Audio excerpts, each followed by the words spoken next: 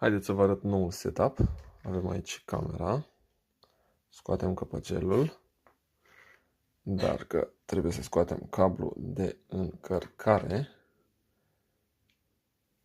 Și acum avem doar HDMI-ul, mini HDMI-ul. Și avem OBS-ul pornit aici. Se vede camera. Avem două scene. Ia să-l vedeți pe celălalt. Mișto, mișto. Ideea este că avem placa de captură, care am cumpărat-o recent. Aici intră semnalul HDMI de la cameră. Aici avem un cablu USB care se conectează la USB hub-ul ăsta, care după aceea se conectează la USB-C.